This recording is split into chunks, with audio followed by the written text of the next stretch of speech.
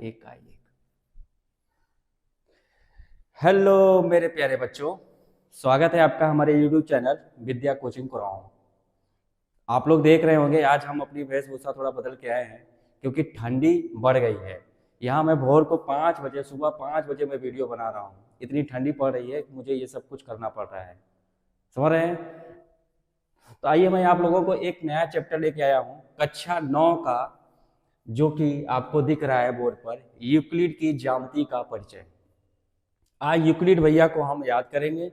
आज की पूरी क्लास यूक्लिड भैया के लिए है। यूक्लिड भैया क्या, यूक्लिड चाचा बोल दीजिए क्योंकि बहुत पुराने हो गए हैं। काश ये न गए होते तो आज पता नहीं कितनी कितनी थ्योरम हम लोग और भी पढ़ रहे होते। ठीक, अच्छा हुआ यूक्लिड चाचा गुरुजी आप बहुत पहले चले गए, ठीक है। लेकिन इन्होंने बहुत अच्छे अच्छे विचार दे के गए मैथ के प्रति। आपको दिखाऊंगा अच्छे अच्छे विचार क्या क्या दिए हैं, और बहुत अच्छी अच्छी चीज़ें इन्होंने अपनी एक इनकी एक बुक है क्या नाम है इनकी बुक का नाम, एलिमेंट ऑफ ज्योमेट्री। इनकी बुक में पूरे 13 चैप्टर है। अब इन पूरे 13 चैप्टर में क्या क्या दिए हैं ये तो हमने पूरा देख करके आपको पूरा लिख करके ले आके दे दिया हूँ। आप 5 मिनट में इनके बारे में थोड़ा सा जानकारी ले लीजिए और थोड़ा सा आप नमन कर दीजिए यूक्लिड चाचा को। ठीक, यूक्लिड चाचा की वजह से ही आज हम लोग पता नहीं कितने थ्योरम पढ़ेंगे, और जो हम थ्योरम आज इसका थ्योरम का जो बेसिक स्टार्ट करने वाले हैं, जो कि जहाँ से हमको पूरे गणित का एकदम छोटी छोटी चीज़ें शुरू करना होता है वहाँ से हम शुरू किए हैं। और एक बात और बता दे रहा हूँ आपको कि मैं पूरी ज्योमेट्री यहाँ पे ख़त्म करने वाला हूँ। कक्षा 9 और 10 को लेकर के पूरा टारगेट बनाऊंगा। हर तरह के क्वेश्चन कॉन्सेप्ट लेके आऊँगा और क्वेश्चन सॉल्व कराऊंगा। और ज्योमेट्री मेरा पूरा टारगेट है कि यहाँ मैं पूरा खत्म कर दूँ। ये सब जगह यूज होगा, कॉम्पिटेटिव एग्जाम में भी हर जगह यूज होगा। ठीक है, कक्षा 9-10 बच्चों के लिए तो ज़्यादा बेनिफिशियल है ही। और हर एक थ्योरम को मैं प्रूव कराते हुए आगे बढ़ूंगा। कहाँ कैसे आया एक एक चीज़ पूरा मैं गहराई से एक एक पॉइंट मैं आपको क्लियर करके चले जाऊंगा। ठीक है, टेंशन न लीजिए, बने रहिए, भरोसा बनाइए, काफ़ी अच्छा है आपकी ज्योमेट्री होने वाली है। क्योंकि देखा हूँ अक्सर लोगों की सबसे बड़ी प्रॉब्लम कहाँ होती है मैथ में, ज्योमेट्री में होती है। बहुत ज़्यादा दिक्कत होती है ज्योमेट्री में। और ज्योमेट्री अगर आप बेसिक से पढ़ लिए, पढ़ाने वाला अगर इंटरेस्ट ले आ दिया आपके अंदर, तो आप ज्योमेट्री के क्वेश्चन ढूंढ ढूंढ करके सॉल्व करेंगे, समझ रहे हैं। तो आपको क्या करना है, हमारे इस वीडियो लेक्चर को शुरू से लेकर के लास्ट तक देखना है। और यूक्लिड चाचा को तो आज अच्छे से समझ लेना है यूक्लिड चाचा ने क्या क्या दिया था। आप जो लोग सोचते हैं जो गणित जो सॉल्व करते हैं आप लोग गणित में करते नहीं है, इतना बड़ा इतना हो गया तो इसे ऐसे सॉल्व करते हैं, इस तरह एक्स का मान निकाल लेते हैं, सॉल्व करते हैं। ये सोचे हैं कभी ये एक्स का मान कैसे आया, मैं बराबर को बराबर में ही जोड़ा तो बराबर क्यों मिला, बराबर में से बराबर घटाया तो बराबर ही क्यों हुआ। तो ये सब चीज़ कभी सोचे हैं?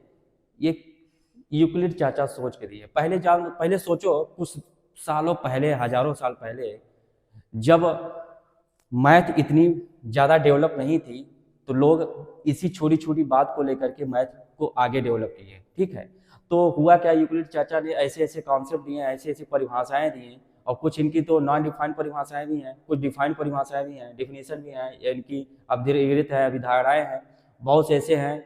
अब अभिगृहित अभिधारणाओं को यूज करके ही तो हम क्या बनाएंगे, थ्योरम प्रूव करेंगे। इनकी थ्योरम भी है, स्टेटमेंट भी है, क्या क्या कथन इन्होंने कहा था, कथन क्या होता है, स्टेटमेंट क्या होता है, सब कुछ मैं बताऊंगा मेरे भाई। और थ्योरम की परिभाषा बताऊंगा, थ्योरम कैसे बनती है, थ्योरम क्यों होता है, इसको क्यों थ्योरम ही कहेंगे, थ्योरम को कैसे प्रूव किया जाएगा, थ्योरम को प्रूव करने के पहला स्टेप क्या होता है, सब कुछ मैं यहाँ आपको सब कुछ दिखाने वाला हूँ। ठीक है, हो सकता है एक वीडियो में ना हो सकता है दूसरे वीडियो में हो जाए, लेकिन मैं पूरी कोशिश करूंगा इस वीडियो में आपको क्लियर करने की। आपको दिखा दूँ आज के डेट में मैं क्या क्या पढ़ाने आया हूँ आपको। पहले तो देख लीजिए आज का सुविचार मैं आपको अभी दिखाऊंगा, फिर उसके बाद यूक्लिड की परिभाषाएं मैं पढ़ाऊंगा। कुल कितनी परिभाषाएं हैं आपके 9th में, पूरे हैं 6, फिर उसके बाद है 7 परिभाषाएं हैं। इन 7 परिभाषाओं को लेकर के हम पढ़ेंगे फिर आगे यूक्लिड की अवगृहित है पूरे कितने, पूरे हैं 5, 6 और उसके बाद 7।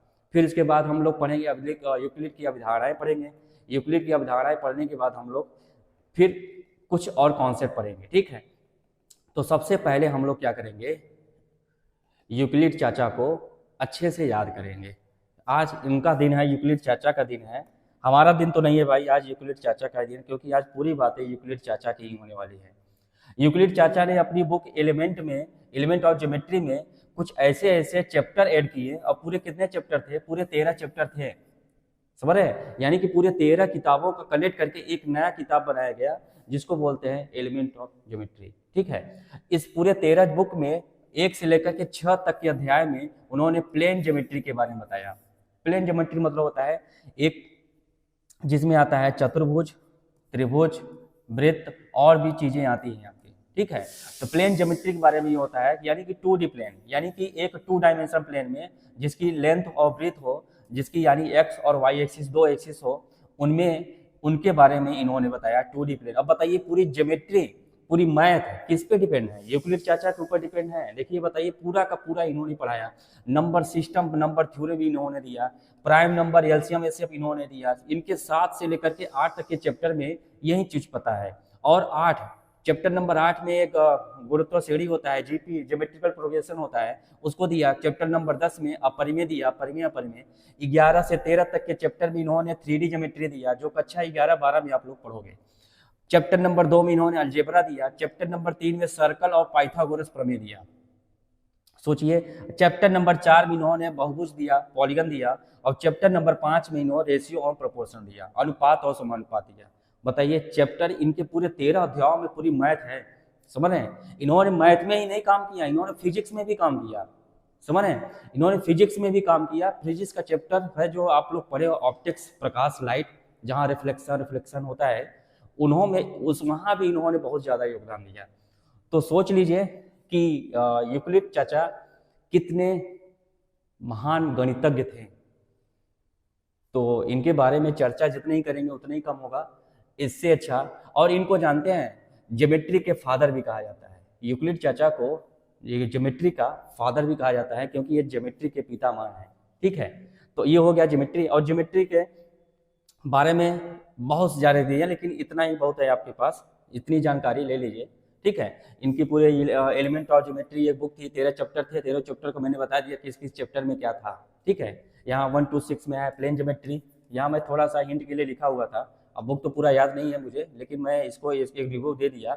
ये प्लेन ज्योमेट्री है, ये नंबर सीरीज, नंबर थ्योरी है, ये प्राइम नंबर थ्योरी में क्या क्या था, सब कुछ मेरे भाई आप पढ़ोगे, मेरे प्यारे बच्चों आप लोग पढ़ोगे तो बहुत अच्छी अच्छी चीज़ें इसमें दिए गए हैं। ठीक है, मैं तो पढ़ा नहीं हूँ, ओवरव्यू दिखा दिया। मैं इसको गूगल पे सर्च किया तो ये सब चीज़ दिखा, पूरे 13 चैप्टर मैंने देखा तो सब चैप्टर में ऐसे ऐसे दिखा था। ठीक है, तो इसलिए मैंने आपको दिखा दिया। चलिए आते हैं आज का सुविचार, थॉट्स ऑफ द डे।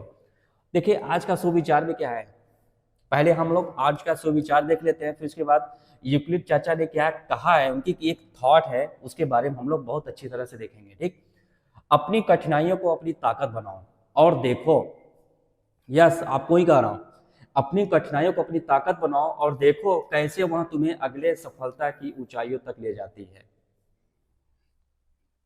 मेरे प्यारे बच्चों, आपसे यही कहना चाहता हूं, आप जहां सबसे ज्यादा वीक है, आप उसको स्ट्रांग करने की कोशिश करिए। जो आपका एकदम वीकनेस पॉइंट है, जैसे आप मैथ में कमजोर हैं, उसको स्ट्रांग बनाने की कोशिश करिए। इंग्लिश में जिस भी टॉपिक पे आप कमजोर हैं, उसको स्ट्रांग करने की कोशिश करेंगे। आप जितना ही स्ट्रांग करेंगे, उतनी ही सफलता की ऊंचाई तक आप जाएंगे। ठीक, तो आज से आप अपनी कमजोरियों को देखिए, पहचानिए और उसको इम्प्रूवमेंट करिए, उसको सॉल्व करिए। देखिए एक दिन आप सफलता की ओर जरूर बढ़ेंगे। ठीक है, तो आइए थोड़ा यूक्लिड चाचा कुछ इनकी थॉट्स थे, इनके भी बारे में देख लेते हैं। इन्होंने कहा था, the law of nature are but the mathematical thoughts of the God. यानी कि ये जो प्रकृति का जो नियम है, ये कुछ भी नहीं है, ये सिर्फ एक भगवान की गढ़ती सोच है। इन्होंने ये बोला था, इन्होंने ये कहा कि जो लॉ ऑफ नेचर है, यानी कि जो भगवान का जो नियम है, प्रकृति का जो नियम है, ये कुछ भी नहीं है, ये सिर्फ क्या है, ये भगवान का एक गणितीय सोच है। यानी कि ये भगवान के बारे में भी इन्होंने बहुत अच्छी डिफिनेशन दे दिया कि भगवान क्या है, भगवान जो एक गणित जैसा सोचते हैं, वो है प्रकृति। ये इन्होंने बोला था, ये हमने गूगल पे सर्च किया, आपको लिख के दे दिया। ये आप ये थॉट्स अपने दिमाग पे रख सकते हैं, आगे बढ़ सकते हैं और यहाँ सरस्वती मैया जी हैं, इनको हम प्रणाम करते हैं और काफ़ी अच्छा माहौल बना हुआ है, इसलिए हम लोग आगे बढ़ते हैं। ठीक है, तो चलिए हम लोग पढ़ते हैं नेक्स्ट। आ गए हम लोग यूक्लिड की परिभाषाएं। अब देखिए यूक्लिड चाचा ने क्या किया, छोटी छोटी बातों को डिफाइन कर दिया। अब जैसे उन्होंने डिफाइन किया कि एक बिंदु क्या है, पॉइंट के बारे में डिफाइन किया, लाइन के बारे में डिफाइन किया, लाइन सेगमेंट के बारे में डिफाइन किया, प्लेन के बारे में डिफाइन किया, प्लेन सरफेस के बारे में डिफाइन किया। बहुत ऐसे छोटे छोटे पॉइंट थे जिनको डिफाइन किया, लेकिन इन्होंने क्या क्या बोल के गए ये चीज हम लोग देखेंगे। ठीक, पहली बात तो ये, आप लोग ये चैप्टर पढ़ते वक्त अपने आप में ये मत सोचिएगा अरे ये तो बहुत छोटी सी छोटी बात है। लेकिन एक बात बता दूं मेरे भाई, मेरे प्यारे बच्चों, कि ये छोटी छोटी बातें ही यूक्लिड चाचा ने ही बताई हैं। ठीक है, यूक्लिड चाचा ने ये छोटी छोटी बातें जो बताई हैं उसी को हम ले आकर के आपको दिखाए हैं। अच्छे से समझा देंगे, आप उसको दिमाग में रख लीजिएगा। कक्षा 9 के मेरे प्यारे बच्चों जो हैं आप लोग, उसको आप याद कर लीजिएगा, क्योंकि मेरे सारे थ्योरम इन्हीं सोच से डिपेंड रहेंगे। अगर मैं किसी थ्योरम को प्रूव करूंगा तो ये सभी अपग्रहित अवधारणाओं का यूज करूंगा। ओके, क्योंकि अगर मैं आपसे बोलूं कोई स्टेटमेंट है, मान लो एक स्टेटमेंट मैंने दे दिया, sum of all angle of a triangle is equal to 180 degree. त्रिभुज के तीनों अंतःकोणों का योगफल 180 अंश होता है। यस या नो होता है? अगर यस है तो इसका मतलब ये क्या है, स्टेटमेंट है। अगर स्टेटमेंट है तो स्टेटमेंट को हम क्या कर सकते हैं, प्रूव कर सकते हैं। अगर जिसको हम प्रूव करें तो वही क्या होता है, थ्योरम होती है। मेरे प्यारे बच्चों आप लगे रहिए, मैं ऐसे ही ऐसे पढ़ाऊंगा, आऊंगा, बताऊंगा, समझाऊंगा कौन कौन स्टेटमेंट होते हैं, कौन स्टेटमेंट नहीं होते हैं, सब कुछ क्लियर कराऊंगा। एक बात जान लीजिए, स्टेटमेंट वही होता है जहां यस या नो में जवाब होता है। अगर यस या नो में जवाब नहीं है तो आपका स्टेटमेंट नहीं है, तब वो क्या हो जाएगा, आपका सेंटेंस हो जाएगा। मैं दिखाऊंगा आपको कौन सा कौन स्टेटमेंट होता है, कौन स्टेटमेंट नहीं होता है। अगर स्टेटमेंट है तो उसका प्रूफ होगा, अगर प्रूफ होगा उसका मतलब वो थ्योरम है। समझ गए? तो ऐसे कुछ है पॉइंट टू पॉइंट बातें जिसको प्रूफ नहीं किया जा सकता, जिनको हमेशा के लिए सत्य माना जाता है, वो चीज मैं आज के लिए लाया हूं, जिनको हम लोग गणितीय भाषा में बोलते हैं क्या, अभिधारणाएं और अपग्रहित। अभिधारणाएं और अपग्रहित का ही पूरा यूज है।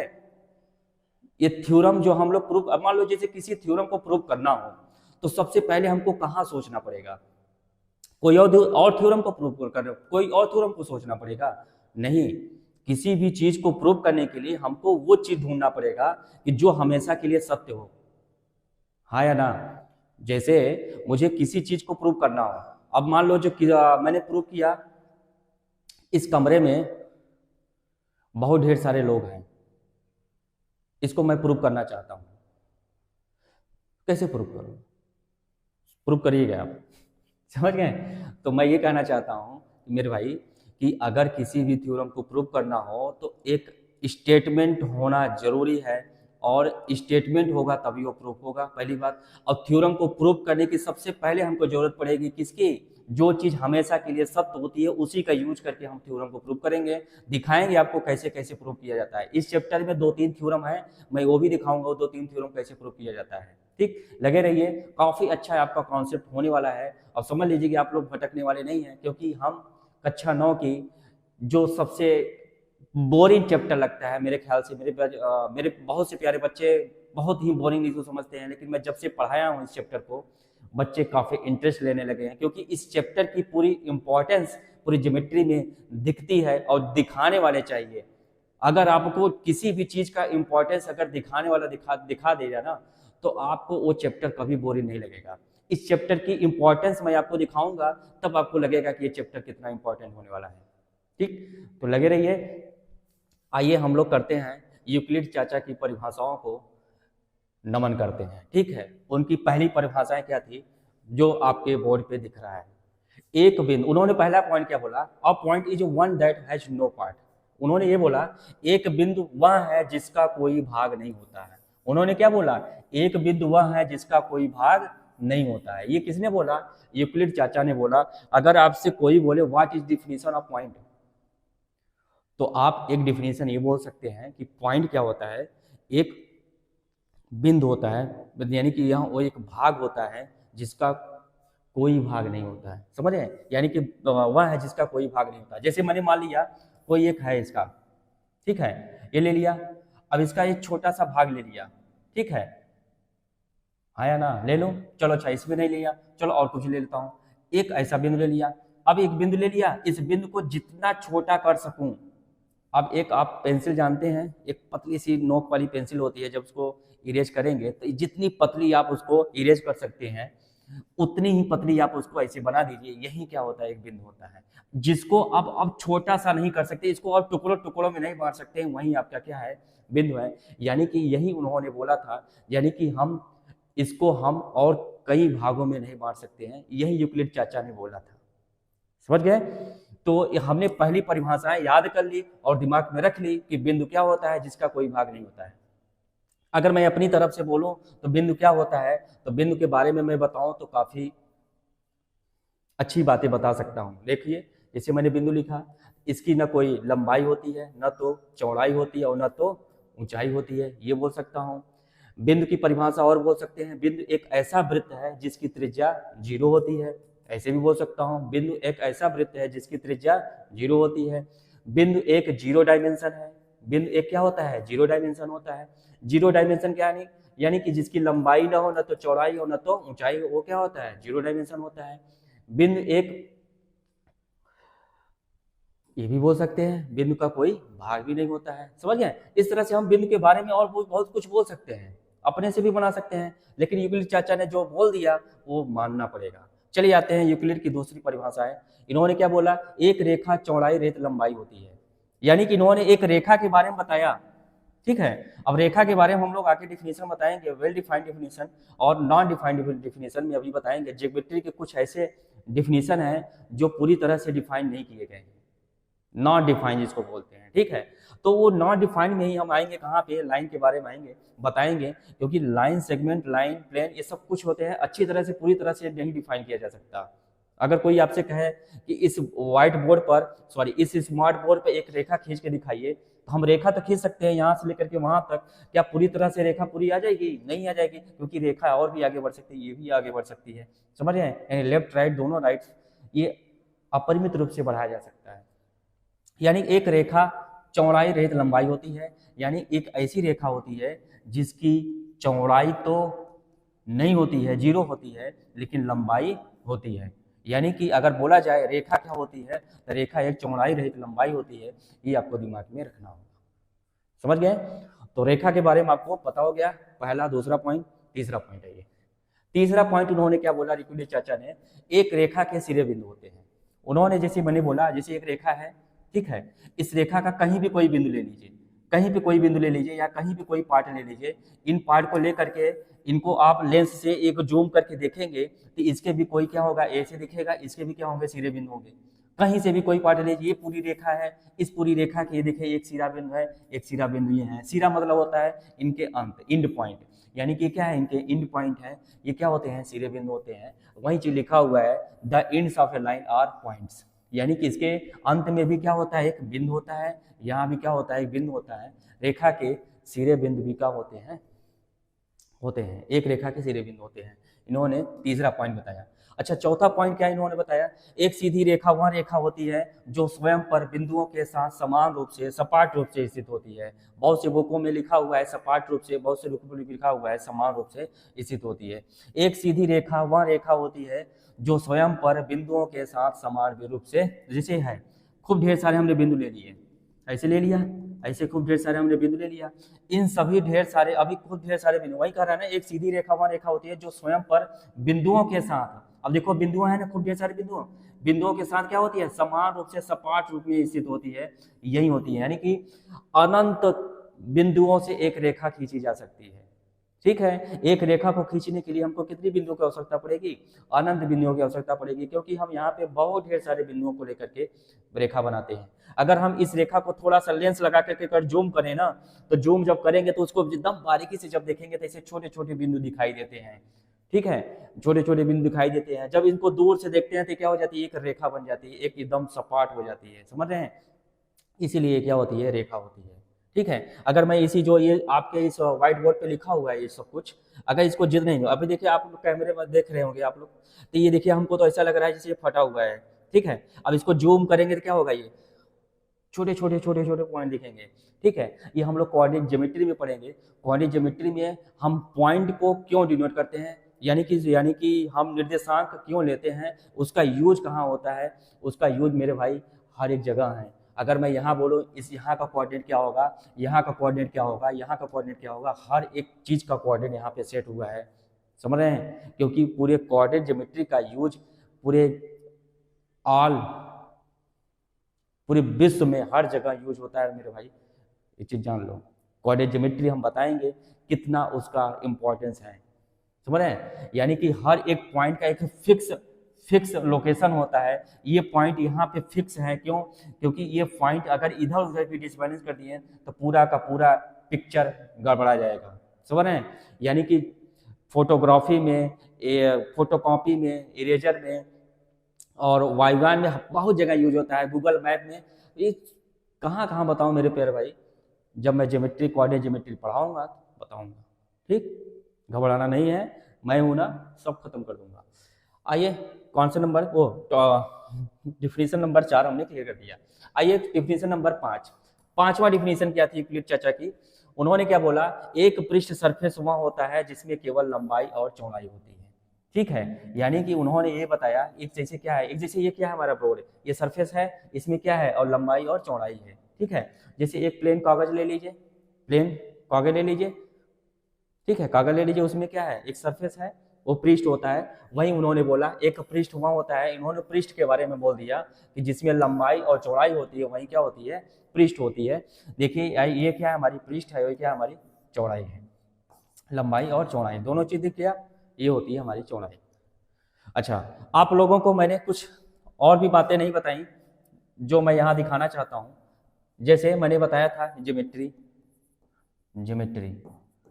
ज्योमेट्री का मतलब क्या होता है पहले ये जान लीजिए, मैं ध्यान नहीं दिया, यहाँ पे बता दे रहा हूँ। ज्योमेट्री मतलब होता है जियो, और मेट्री मतलब होता है मीट्रिक। जियो मतलब होता है पृथ्वी, जियो मतलब होता है पृथ्वी, मीट्रिक मतलब होता है मापन, ठीक है। तो पृथ्वी को मापन करने के लिए यूक्लिड चाचा ने इस पृथ्वी पर क्या क्या चीजें हैं बताइए, खेत है, जमीन खेत है ना, इनको मापन करने के लिए इन्होंने क्या किया, एक ज्योमेट्री शब्द का यूज किया, ठीक है। जो जियो प्लस जियो कहाँ है, पृथ्वी, मीट्रिक मतलब होता है मापन, पृथ्वी के मापन के लिए यूज किया जाता है, ठीक है। अब पृथ्वी का मापन करेंगे तो पृथ्वी हमारा क्या होगा, एक सरफेस होगा तो इसमें लंबाई और चौड़ाई दोनों होगी, ऊंचाई भी होगी, ठीक है। तो इस तरह से उन्होंने ज्योमेट्री के बारे में बताया। आइए, पृष्ठ के किनारे रेखाएं होती हैं। अब उन्होंने क्या बोला, अब देखिए पृष्ठ तो बन गया, पहले देखिए क्या बना, पहले एक बिंदु बना ना। अब बिंदु बनने के बाद कई ढेर सारे बिंदु मिल गए तो क्या बन गया, रेखा। अब रेखा बन गया तो इनके दोनों सिरे पे क्या होते हैं, बिंदु होते हैं, बन गया। अब एक रेखा और मिलाया तो इस तरह से हमारा क्या बन गया, पृष्ठ बन गया, जिसकी लंबाई और चौड़ाई होती है। अब पृष्ठ बनने के बाद क्या बन गया, पृष्ठ के किनारे क्या होती है, एक रेखाएं होती है। हमने देखा है पृष्ठ के किनारे क्या क्या है, रेखाएं हैं। पृष्ठ के किनारे क्या है, रेखाएं हैं। अब खूब ढेर सारी रेखाएं जब ऐसे सपाट रूप से मिल गए तो क्या बन गया हमारा एक, बोलिए बोलिए बोलिए बोलिए, क्या बन गया, वही चीज नया है कि सपाट रूप से तो उसे बोलते हैं समतल पृष्ठ। समझ गए, समतल पृष्ठ क्या होता है, प्लेन सरफेस। जैसे हमारा खूब ढेर सारे ऐसे क्या है, रेखाएं हैं। एक हमारा क्या है, ऐसे देख लो, नहीं समझ में आ रहा तो जैसे ये है, ये समान रूप से सपाट रूप से ऐसे स्थित है, खूब ढेर सारी रेखाएं ऐसे हैं, ऐसे हैं, ठीक है। तो ये क्या बन गया, एक प्लेन सरफेस बन गया। ये क्या बन गया, एक प्लेन सरफेस। आप चाहो तो ऐसे भी रेखाएं रख सकते हैं, ऐसे। ये क्या है हमारा, एक प्लेन सरफेस है। क्या है ये हमारा, प्लेन सरफेस है, ठीक है। ये है प्लेन सरफेस, इन्होंने ये चीज बताया। और ये क्या होते हैं, स्वयं पर सीधी रेखाओं के साथ सपाट रूप से स्थित होती है, ये उन्होंने बताया। यूक्लिड की ये है हमारी 7वीं परिभाषाएं जो हम लोगों ने अच्छी तरह से सीख लिया। अच्छा देखो, सातों को एक तरफ से पूरी तरह से निकाल कर लेते हैं। देखिए क्या क्या हमने बताया सातों को, ठीक है। हमने पहले बताया एक बिंदु है जिसका कोई भाग नहीं होता है, दूसरा रेखा चौड़ाई रही लंबाई होती है, तीसरा रेखा के सिरे बिंदु होते हैं, चौथा क्या हमने बताया, एक रेखा सीधी रेखा होती है जो स्वयं बिंदु समान रूप से स्थित होती है, क्या बोला, सम बिंदुओं के साथ समान रूप से स्थित होती है। आगे चौथा हमने, पांचवा हमने क्या बताया था, एक पृष्ठ वहां होता है जिसमें केवल लंबाई और चौड़ाई होती है। छठवां पृष्ठ के किनारे रेखाएं होती हैं। सातवां हमने क्या बताया, एक समतल पृष्ठ वहां होता है जो स्वयं पर सीधी रेखाओं के साथ सपाट रूप से स्थित होती है। ये हमने बताया। अगर मैं आपको चाहूं तो इस पूरे सातों परिभाषाओं को एक लाइन में ही पूरा डिफाइन कर सकता हूं। जैसे हमने बोला बिंदु, बिंदु के बारे में बताया, बिंदु का कोई भाग नहीं होता है, ये हमने बताया। अच्छा, दूसरी बात हमने क्या बताया कि, दूसरी बात देख लीजिए क्या हमने बताया, देख लीजिए, रेखा, बिंदु के बाद क्या आया, रेखा आया, क्या आया, रेखा। अब देखिए खूब ढेर सारे बिंदुओं को मिलाएंगे तो क्या बनेगा, रेखा बनेगी। इन्होंने ये बताया, एक बिंदु था, बिंदु का कोई भाग नहीं होता, ये बताया। अब खूब ढेर सारे बिंदु मिला दे, क्या बन गया, रेखा हो गया, ये इन्होंने बताया। अब रेखा बन के तो इनके बाद देखा उन्होंने कि इनके दो इनके सिरे होते हैं, ये दिख गया उनको। फिर उसके बाद क्या बोला इन्होंने, एक और रेखा ऐसे बना दिया, ऐसे खेल बना दिया, तो क्या बन गया, एक सरफेस बन गया। क्या बन गया, एक सरफेस बन गया, एक पृष्ठ बन गया। अब पृष्ठ में क्या होती है, लंबाई और चौड़ाई होती है। ऐसा ऐसा सरफेस जिसकी लंबाई और चौड़ाई होती है, इन्होंने बताया। पृष्ठ के बारे में बता दिया। पृष्ठ के बारे में क्या बताया इन्होंने, कि जिसकी लंबाई और चौड़ाई होती है। जैसे आपका कागज हो गया, कागज में लंबाई और चौड़ाई होती है, एक पृष्ठ होता है। जैसे व्हाइट बोर्ड हो गया, ये भी क्या है, पृष्ठ है ना, क्योंकि इसकी लंबाई और चौड़ाई है। ठीक है, मोटाई थिकनेस बहुत ही कम होती है, इसलिए उसकी ऊंचाई लगभग 0 मान लेते हैं। ठीक है, तो ये पृष्ठ के बारे में बताया। अब क्या इन्होंने बताया कि पृष्ठ के किनारे क्या होते हैं, रेखाएं होती हैं। ये देखिए रेखाएं ना, किनारे, किनारे मतलब ये होता है कोने, ये देखिए किनारे पे रेखाएं हैं, रेखाएं होती हैं। अब रेखाओं, कई ढेर सारी रेखाओं के सपाट बिंदु से मिल गया तो ये बन जाएगा हमारा प्लेन सरफेस बन जाएगा। समझ गए, क्या बन जाएगा, समतल पृष्ठ बन गया। देखिए समतल पृष्ठ बने मतलब हमें समान तल हो, ऊबड़ खाबड़ ना हो, समान तल हो, समतल पृष्ठ बन गया। ये इन्होंने बताया, किसने, यूक्लिड चाचा ने। ठीक है, तो ऐसे बहुत सी ढेर सारी परिभाषाएं हैं, और भी ढेर सारी परिभाषाओं के बारे में बताया। ये तो इन्होंने बस इतनी 7 परिभाषाएं हमारे कक्षा 9 की किताबों में दिया हुआ है। और भी कुछ परिभाषाएं हैं, वो तो हम लेके आए हैं, दिखाएंगे अभी कुछ देर बाद। लेकिन पहले ये जानिए, अब हुआ क्या, इतनी परिभाषाएं दे दिए। अब कुछ ऐसे प्रॉपर्टी थे, उनको भी यूक्लिड ने डिफाइन किया। लेकिन जब डिफाइन करने बैठे हैं तो उन्होंने उसके बारे में कुछ बताया नहीं, बस उन्होंने उसको बोल दिया कि ये पूरी तरह से हमेशा सत्य है। ठीक है, जैसे मैंने बोलूं कि कोई आपसे बोले सिद्ध कीजिए कि मैं यहां पढ़ा रहा हूं ऐसे नहीं सिद्ध किया जा सकता। ठीक है, तो मैथ की भाषा में सिद्ध करना है ना, ये सब तो रियल लाइफ में इधर उधर करना है तो सिद्ध कर सकते हैं। ठीक है, अगर मैं आपसे बोलूं सिद्ध कीजिए कि चतुर्भुज के चारों कोणों का योगफल 360 अंश होता है, तो आप क्या करेंगे, कोई ना कोई छोटा मोटा अभिधारणा या गृहित या कोई छोटा मोटा प्रमेय लेंगे, उसको सिद्ध करेंगे, तो उसको ले आकर के इसमें अप्लाई करेंगे, तब सिद्ध करेंगे ना, करेंगे। या फिर चतुर्भुज बनाएंगे, चतुर्भुज के विकर्ण बनाएंगे, 2 त्रिभुज बन है, एक त्रिभुज ऊपर एक त्रिभुज नीचे, दोनों त्रिभुज के एंगल का सम कर लेंगे। तो वही कहने का मतलब ये हुआ कि कुछ चीजों को, अब ऐसे तो बोलेंगे नहीं आप कि चतुर्भुज के चारों अंतःकोणों का योगफल 360 अंश होता है, तो मान लिया, तो प्रूफ नहीं किया जा सकता, हमेशा के लिए सत्य मान लीजिए। अरे सत्य कैसे मान ले, जिसको प्रूफ किया जा सकता है उसको सत्य कैसे मान ले, नहीं मान सकते। तो उन्होंने, यूक्लिड चाचा ने कुछ ऐसे गुण को लेके आया, उन्होंने बताया कि इसको हम बिना सिद्ध किए ही हम सत्य कथन मान लें तो हमेशा के लिए क्या होगा, वो सत्य हो जाएगा। और हमेशा के लिए उन्होंने सत्य ही बोला। कुछ ऐसे ऐसे कथन थे, तो चलिए आज हम मिलते हैं, उन सभी कथनों के बारे में चर्चा करते हैं। ठीक, तो यूक्लिड चाचा ने ऐसे दो पॉइंट की बात की जो अभिगृहित और अभिधारणाएं थी। ठीक है, अब यूक्लिड चाचा ने क्या किया, कुछ ऐसे ऐसे कथन बोला उन्होंने, ऐसे ऐसे गुणों के बारे में बताया उन्होंने, उसके बारे में ये कहा कि हमेशा के लिए सत्य है, मान लीजिए हमेशा के लिए ये क्या है, सत्य है, ये मानना ही पड़ेगा। ठीक है, तो कुछ बातें थी अभिगृहित और कुछ थी अभिधारणाएं। ठीक है, अभिगृहित को हम लोग बोलते हैं क्या, एंजियम्स, और अभिधारणा को बोलते हैं पॉस्टुलेट्स। ठीक है, अच्छा एंजियम्स और पॉस्टुलेट्स में अंतर क्या है, एंजियम जो होता है गणित के सभी चैप्टरों में और पूरे मैथ में जो भी आपको थ्योरम प्रूव करना हो, समझ रहे हैं, ज्योमेट्री को लेकर के, अलजेब्रा को लेकर के, ट्रिग्नोमेट्री, जो भी जहां भी कोई प्रमेय हो, थ्योरम हो, कोई भी फॉर्मूला प्रूव करने के लिए हो, तो वहां पर हम किसका यूज करते हैं, अपग्रेड का यूज करते हैं। ये हर जगह यूज होता है, पूरे गणित में हर जगह हम इसका अप्लाई कर सकते हैं। किसका? एजीएम्स का। लेकिन हम अपग्रेड अभिधारणाएं का, पॉस्टुलेट का हम सिर्फ ज्योमेट्री में यूज करेंगे। यानी कि ज्योमेट्री का कोई भी अगर फॉर्मूला हमको प्रूव करना हो, कोई भी प्रॉपर्टी अगर हमको प्रूव करना हो, कोई भी स्टेटमेंट अगर हमको सिद्ध करना हो, हमको किसकी जरूरत पड़ेगी? हमको अभिधारणाओं की जरूरत पड़ेगी, पॉस्टुलेट्स की जरूरत पड़ेगी, और कहीं कहीं पे हमको अपग्रेड की भी जरूरत पड़ेगी। ठीक है, तो ज्योमेट्री में ये दोनों आ जाएंगे कि नहीं? क्योंकि ये पूरे मैथ में हम अप्लाई कर सकते हैं। लेकिन क्या अलजेब्रा में हम इसको अप्लाई कर सकते हैं? नहीं।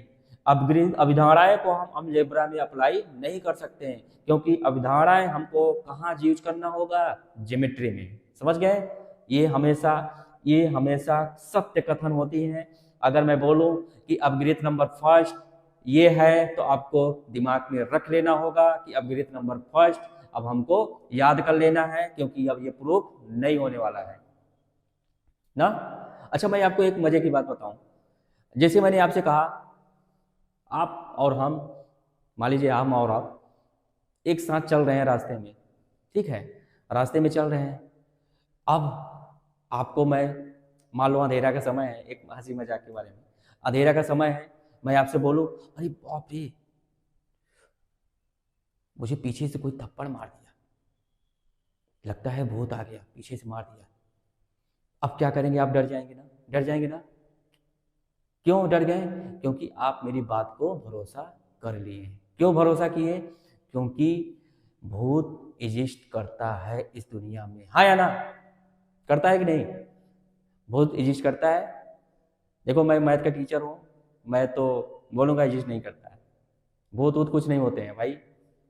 साइंटिस्ट लोगों के लिए भूत वूत कुछ नहीं है, जो पढ़े लिखे होते हैं उनके लिए भूत वूत कुछ नहीं। तो ठीक है, तो मान लो मेरा दोस्त पढ़ा लिखा नहीं था, वो तुरंत मान लिया कि हाँ यार भूत सही होगा, तो क्या कर लिया? वो मेरी बात को मान लिया ना, हमेशा के लिए सत्य है। क्या प्रूव कर सकते हैं आप कि यहाँ भूत है? बोलिए, आप प्रूव कर सकते हैं कि यहाँ भूत है? नहीं प्रूव कर सकते हैं। समझ गए? ये क्या है? एक अपग्रेड अभिधारणाएं है, ये मान लिया गया है।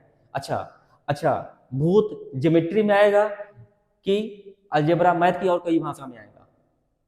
भूत तो ज्योमेट्री में तो आएगा नहीं। ज्योमेट्री में आता तो हम क्या करते हैं? इसको इधर उधर एंगल बना करके भगा देते हैं ना। लेकिन कहाँ आएगा? अलजेब्रा मान लो आ गया। ठीक है, अरे भूत है भाई, कहीं भी आ सकता है। जब कहीं भी आ सकता है तो हम गृहित अभिधारणाएं दोनों लगा सकते हैं। अरे हाँ भाई, लगा लो। मेरे कहने का मतलब ये है कि जिसको आप पूरी तरह से सत्य मान लो, वही हमारी क्या है? अवगृहित और अवधारणाएं हैं। आज से समझ गए? कहीं भी लिखा रहेगा कि AGM first, AGM second, AGM third, AGM fourth, तो आप घबराएंगे नहीं। उसका मतलब ये हुआ कि उस चीजों को लेकर के हम आगे की थ्योरम को प्रूव करने वाले हैं।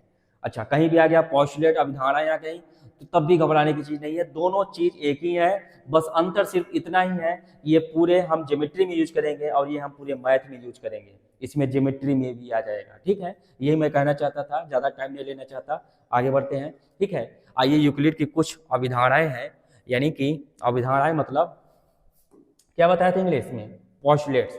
यानी कि यूक्लिड की कुछ पॉस्टुलेट्स हैं, ये डिफिनीशन आ गया है यहाँ पे,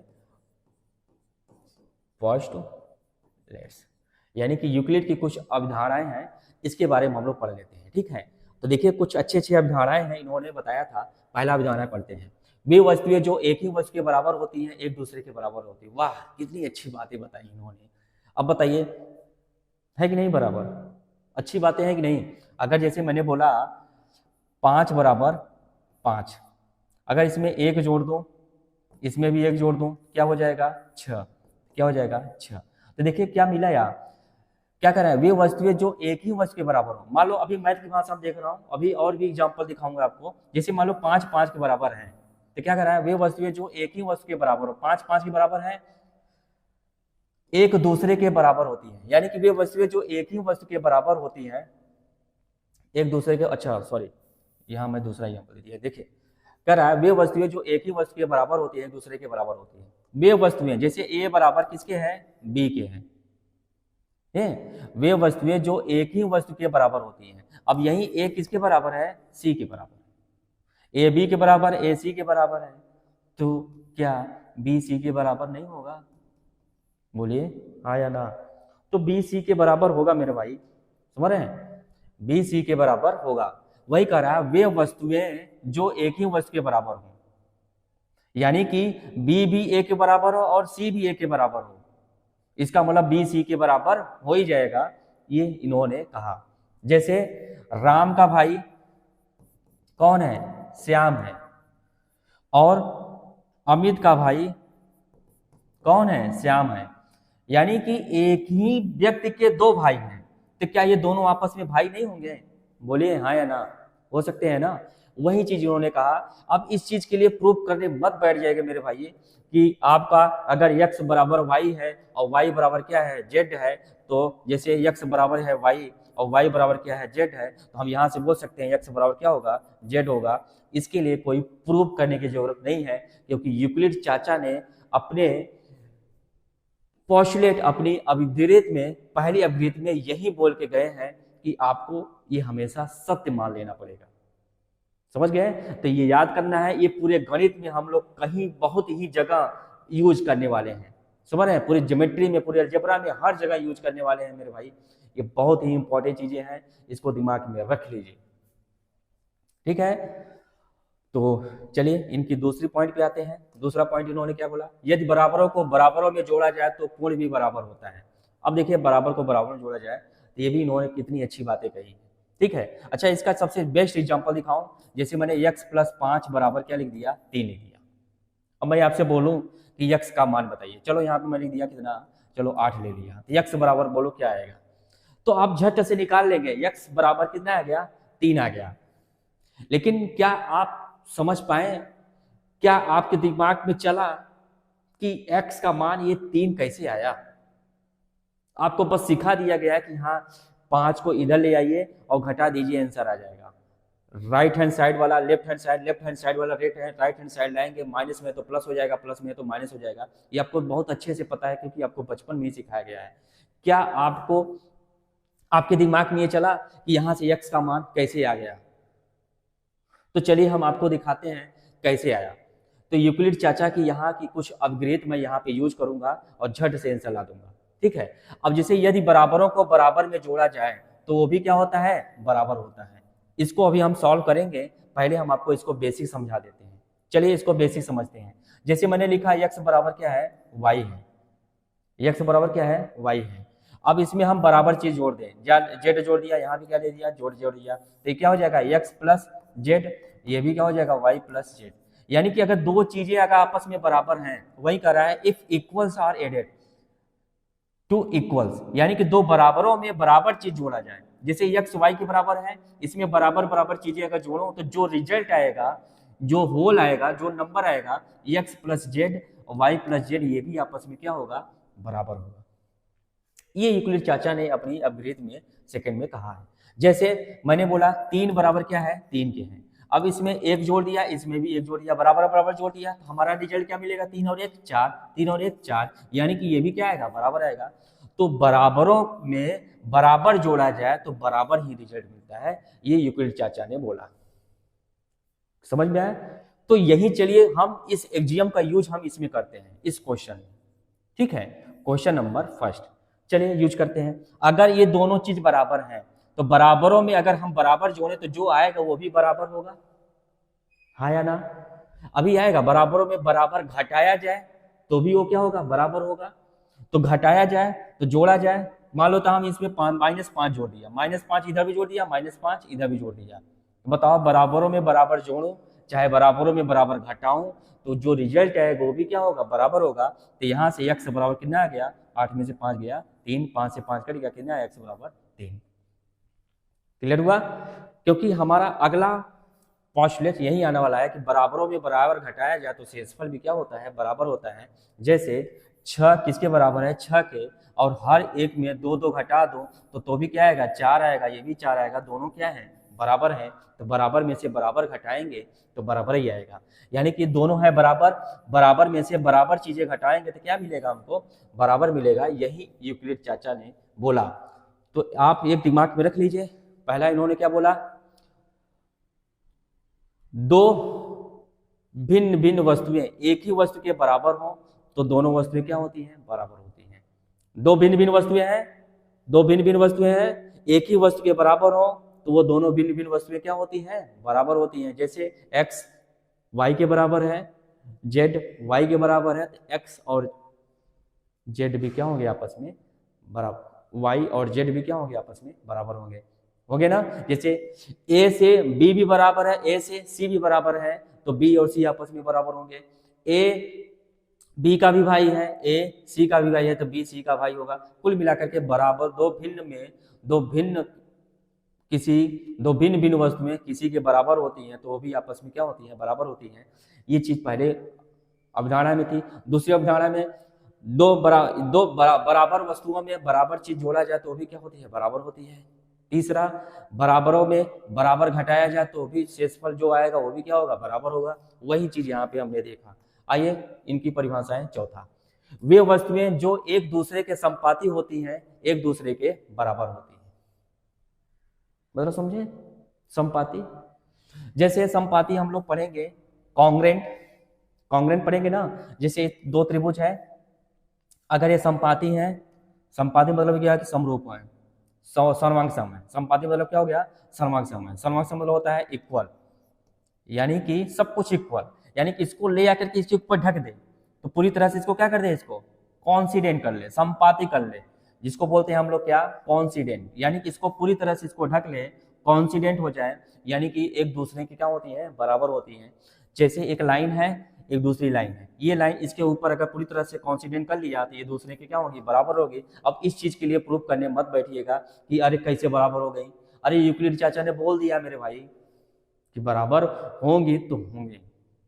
ठीक है, आपके हर एक थ्योरम, हर एक प्रॉपर्टी का मैं प्रूव करके दिखाऊंगा, लेकिन जो चीज यूनिवर्सल ट्रूथ है तो मैं इसको कैसे प्रूव करके दिखाऊं।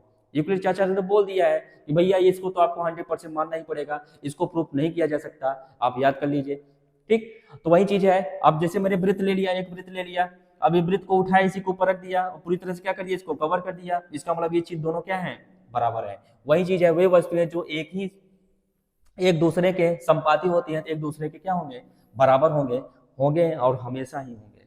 ठीक है, जैसे आप एग्जांपल लीजिए, एक आशीष सर यहाँ है खड़े, एक आशीष सर यहाँ है खड़े, और आशीष सर आकर के एक दूसरे से निपट गए। अरे निपट गए नहीं भाई, एक दूसरे के संपाती हो गए। ठीक, तो क्या हो गए, ये दोनों के दोनों क्या है, बराबर है। ये आशीष चाचा है, ये आशीष चाचा ही है, भैया ना बोल देना, तब तो एज भी डिफरेंट हो जाएगा, गड़बड़ा जाएगा। ठीक है, तो इस तरह से इनकी हम चौथी परिभाषाएं हम लोग पढ़ लिया। और ये हम लोग पांचवी अवधारणाएं पढ़ते हैं। ठीक है, अपग्रेड। यूक्लिड की पांचवी अपग्रेड क्या है, पूर्ण अपने भाग से बड़ा होता है। बात सही है यार।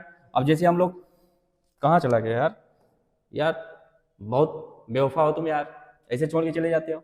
देखो, पूर्ण अपने भाग से क्या होता है, बड़ा होता है। अब जैसे मैंने लिखा बड़ा वाला सेव, दो भाई हैं, एक भाई को इतना काट के दे दूं तो देखो इससे अलग हो जाएगा, देखो ये अलग हो गया, ये अलग हो गया, है ना।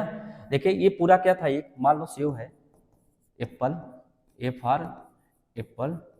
बहुत लोग तो इसकी स्पेलिंग बहुत गलत बोलते हैं भाई, अरे क्या बताऊं, इसकी स्पेलिंग इतनी घटिया बोलते हैं, क्या बताऊं। जानते क्या बोलते हैं, ए डबल पिलई।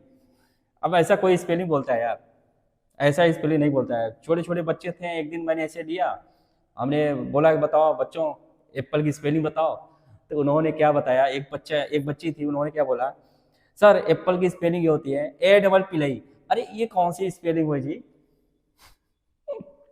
एप्पल की स्पेलिंग नहीं होती है, ये गलत बात है। ए डबल पिलई नहीं बोलते हैं, A double P L I बोलते हैं, भाई धोखा दे रहे हो।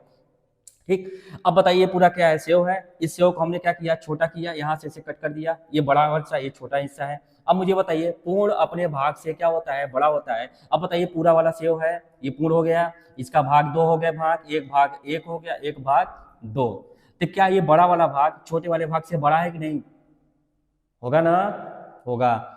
छोटा वाला भाग बड़े वाले भाग से बड़ा होगा कि नहीं, होगा, छोटा होगा, ये छोटा है। ये दोनों चीज इससे क्या है, छोटे हैं। अब जाहिर सी बात है, तीन दोस्त हैं, तीन भाई हैं और हमारे पास तीन सेव हैं, दो सेव हैं, मान लो दो सेव हैं। एक को मैंने एक भाई को दे दिया पूरा सम्मा का सम्मा, एक ने दूसरे भाई को और तीसरे भाई को काट काट के थोड़ा थोड़ा दे दिया, तो कौन खुश होगा, ये वाला खुश होगा ना, क्योंकि इसको ज्यादा मिला।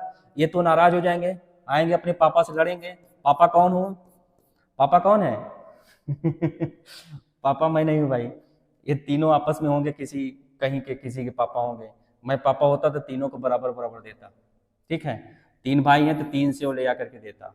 मान लो एक ही सेव है तो उसके 3 भाग कर देता। ठीक है, ऐसे एक तिहाई भाग देता। ठीक है, ऐसा मैं नहीं करता। ठीक, वही आपको भी करना है। ये अभी तो कोई मुझे समझाना था मेरे भाई, मुझे समझाना था, इसलिए मैंने समझा दिया। पूर्ण अपने भाग से क्या होता है, बड़ा होता है। ये पूरा का पूरा सेव छोटे वाले सेव से क्या है, बड़ा है। यही मैं चीज दिखाना चाहता हूँ। यूक्लिड चाचा की जय हो। आपने कितना अच्छा अच्छा चीजें दिया है, मजा आ गया। आइए हम लोग छठवीं इनकी अपग्रेड को देखते हैं। वे वस्तुएं जो एक ही वस्तु की दुगनी होती हैं एक दूसरे के बराबर होती हैं। वाह, कितनी अच्छी बातें बोली इन्होंने। वे वस्तुएं जो एक ही वस्तु की दुगनी होती हैं एक दूसरे के बराबर होती हैं। अब बताइए, ये भी कितनी अच्छी पॉइंट है। इसको भी कहिए कोई प्रूव करके दिखाए। हम तो कहेंगे भैया प्रूफ नहीं किया जा सकता भैया, इन सब चीजों को प्रूफ नहीं कर सकते हैं आप। इसको एक पूरी तरह से यूनिवर्सल ट्रूथ की तरह मान लीजिए कि हमेशा सदा के लिए सत्य है भैया, क्योंकि यूक्लिड चाचा ने बहुत अच्छे अच्छे वचन दे के गए हैं। ये वचन यही है उनका। ठीक है, object that are the double of the same object are equal to each other. जैसे मैंने यक्स बराबर क्या बोला, वे वस्तुएं, वस्तुएं मतलब होता है एक ही वस्तु नहीं है। अगर वे वस्तु बोलता है एक ही वस्तु की बात करते हैं। वे वस्तु मतलब दो वस्तु हैं, एक ही वस्तु की दुगनी है, एक ही वस्तु की दुगनी है। जैसे यक्स बराबर 2y और ये यक्स बराबर 2z, तो एक दूसरे के क्या होती हैं, बराबर होती हैं। तो ये भी क्या होंगी, एक दूसरे के बराबर होंगी। या ऐसे बोल लीजिए, वे वस्तुएं जो एक ही वस्तु की दुगनी होती हैं तो एक दूसरे के बराबर होती हैं। तो वे वस्तुएं जो एक ही वस्तु की दुगनी है। अब बताइए, अब दो वस्तुएं हैं, एक ही वस्तु के दुगने हैं, ये भी एक ही वस्तु के दुगने हैं, तो क्या होगा, एक दूसरे के दोनों बराबर होंगे। जैसे एक जो है, या ले लो 4, 4 का डबल कौन होगा, 8, और 4 का डबल कौन होगा, 8। तो क्या 8 8 के बराबर नहीं होगा, होगा ना। वही चीज लिखा हुआ है। अब ऐसे देखो, छोटी छोटी बातें हैं, इन सब चीजों को ऐसे समझना ही पड़ेगा। अब आगे आ जाइए, कुछ एक दूसरे के बराबर होती हैं, छठवां हो गया। आइए सातवां देखते हैं। वे वस्तुएं जो एक ही वस्तु की आधी हो एक दूसरे की क्या होती हैं, बराबर होती हैं।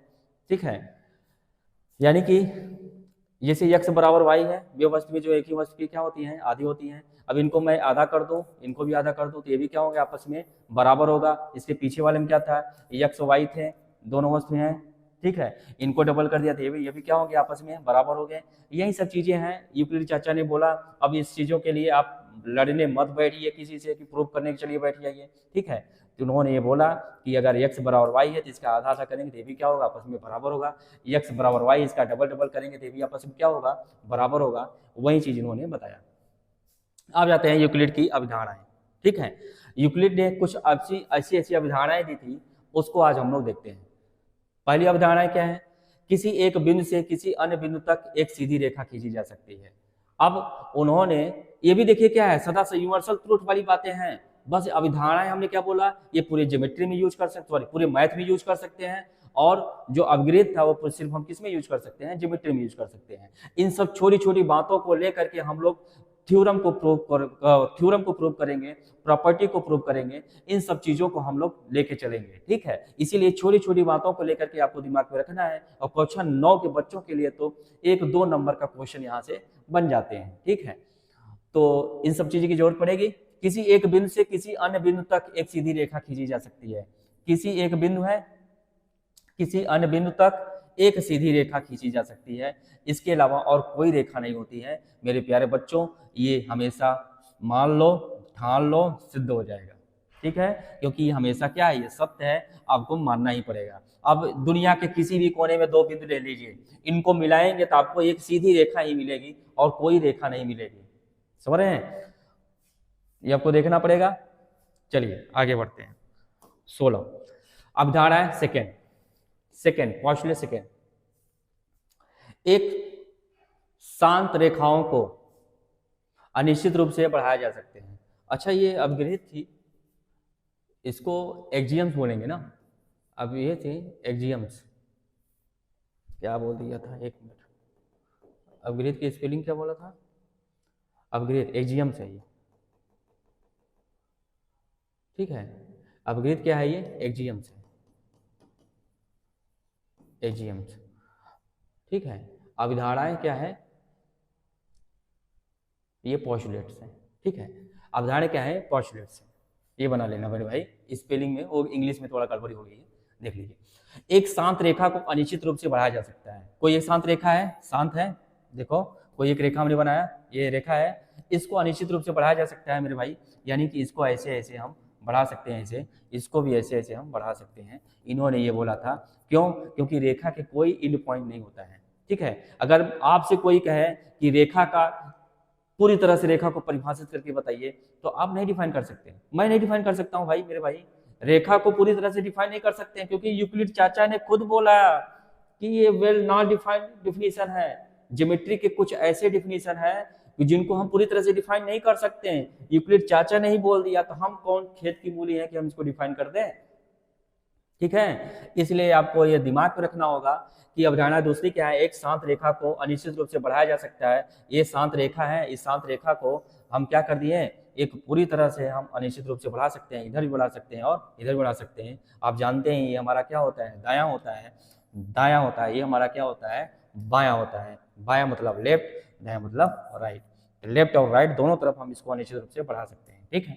आइए अवधारणा नंबर 3, किसी भी केंद्र और किसी भी त्रिज्या को लेकर के एक वृत्त खींचा जा सकता है। अरे मेरे भाई ये तो आप जानते ही हैं। अब कहोगे अरे इसमें बताने वाली क्या बात है, आपको पहले मैं बोल दिया था, पढ़ाने के 5 मिनट पहले मैं आपको बोल दिया था कि मेरे भाई आपको सुन के हंसने में जरूर हंसना आएगा, हंसना यही आ रहा है, अरे ये तो छोटी छोटी बातें हैं। अरे मेरे भाई इसीलिए तो मैं पढ़ा रहा हूँ छोटी छोटी बातों को, क्योंकि इसकी यूज होने वाली है पूरी ज्योमेट्री में। समझ रहे हैं, ज्योमेट्री में बिंदास बनना है, ज्योमेट्री में अच्छा मार्क्स लाना है, अरे ज्योमेट्री में काफी अच्छा अनुभव लाना है, तो छोटी छोटी बातों को दिमाग में रख करके हम लोग थ्योरम को प्रूव करेंगे, मजा आएगा, ठीक है। आइए किसी भी केंद्र और किसी भी त्रिज्या को लेकर के, कोई भी केंद्र ले लो, चलो केंद्र ले लिया, कोई भी त्रिज्या ले लो, चलो त्रिज्या ले लिया, इससे क्या बना सकते हैं, वृत्त बना सकते हैं। ऐसे भी कोई भी केंद्र ले लो और कोई भी एक त्रिज्या ले लो, इसे हम क्या बना सकते हैं, वृत्त बना सकते हैं। कोई भी केंद्र ले लो, कोई भी त्रिज्या ले लो, इसे हम क्या बना सकते हैं, वृत्त बना सकते हैं। यही चीज यूक्लिड चाचा ने बोला, किसी भी केंद्र और किसी भी त्रिज्या को लेकर एक वृत्त खींचा जा सकता है। ये हमारे चाचा जी ने ये पहले से बोल दिए हैं, ठीक है।